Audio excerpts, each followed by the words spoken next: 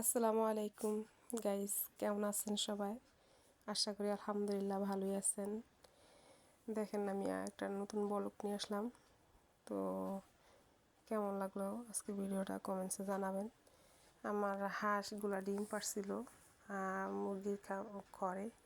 তো আমি ডিমগুলা এতদিন তুলি নাই, ধুই নাই। তো আজকে আসলাম নেওয়ার জন্য ডিমগুলা।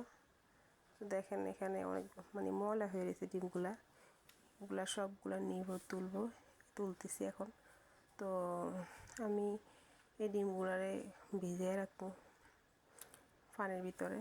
এরপরে অনেক একটু সময় লাগবে মরাটা হইতে, নরম হইতে। এরপরে এগুলা ধোয়া লাগবে আর কি, ধুবো। তো দেখেন আমি ডিমগুলা তুলতেছি, একটা একটা করে সবগুলা ডিম তুললাম।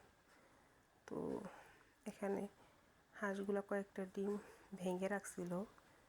তো ডিমগুলা দেখেন তুলতেছি আমি।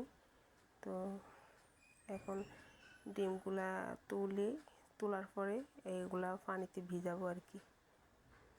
তো আরও কয়েকটা আছে ভিতরে ডিম, এগুলো তোলার পরে এগুলা সবগুলা ডিম ভিজাবো টিপকলে নিয়ে। এরপরে এগুলো ভালো করে ধুইতে হইব, ওয়াশ করতে হইব। তো আমার হাঁসগুলা মাশাআল্লাহ 6টা হাঁস, 3টা চীনা হাঁস আর 3টা দেশি হাঁস। এই হাঁসগুলা মাশাআল্লাহ সবগুলাই ডিম পারে। তো ডিমগুলা একসাথে মাশাআল্লাহ অনেকগুলা ডিম।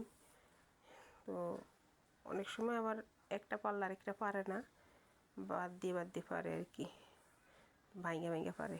একটা পারলে আরেকটা পারে না। কিন্তু এখন আবার ডিম পাড়তে নিচ্ছে, এগুলা সবগুলাই একসাথে সমানে পারতেছে আর কি। এই কারণেই ধরেন একদিনে যদি 6টা ডিম থাকে, 5টা 6টা ডিম হয়, তাহলে মাশাআল্লাহ কয়েকদিনে কিন্তু অনেকগুলো ডিম জমে যায়। তো আমি একসাথে অনেক দিন হয়েছে, আজকে 1 সপ্তাহের উপরে হইব প্রায়। তো আমি এই ডিমগুলো জমা দিলাম আর কি। তো এখন সবগুলা ডিম নিছি, এখন ধুইতে নিতেছি, এগুলা ভিজিয়ে রাখবো। এরপরে কতক্ষণ পর ওয়াশের পরে আপনাদেরকে আবার দেখাবো। তো দেখেন ডিমগুলা কতগুলা ডিম হইলো। এগুলো এখন টিপকল চাপতেছি, চাপার পরে পানি দিয়ে ভিজাবো। এরপরে এগুলা কতক্ষণ ভিজার পরে যখন ওয়াশ শেষে আপনাদেরকে আবার দেখাইতেছি।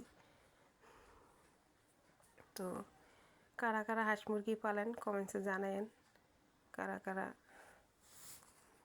দেখেন আমি এখন এগুলো ওয়াশ করলাম, ওয়াশ শেষে দেখেন একবারে কি সুন্দর ক্লিন হইলো, পরিষ্কার একবারে। দেখেন কত একটা সুন্দর লাগে ডিমগুলা, সবগুলা ডিম একসাথে। একটা দেখতে ভালো লাগে, এক একটা কালার আর কি।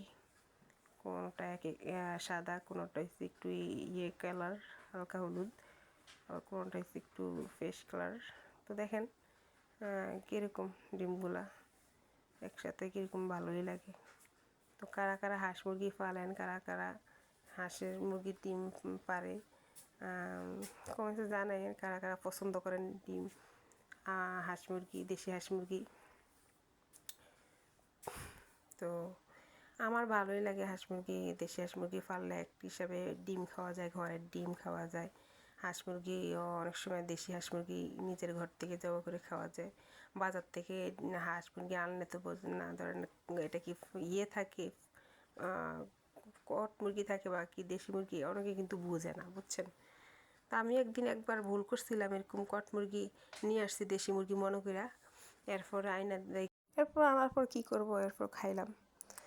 তো দর্শক, আজকের মতো এই পর্যন্তই। ভালো থাকবেন সবাই, খোদা হাফেজ, বাই বাই।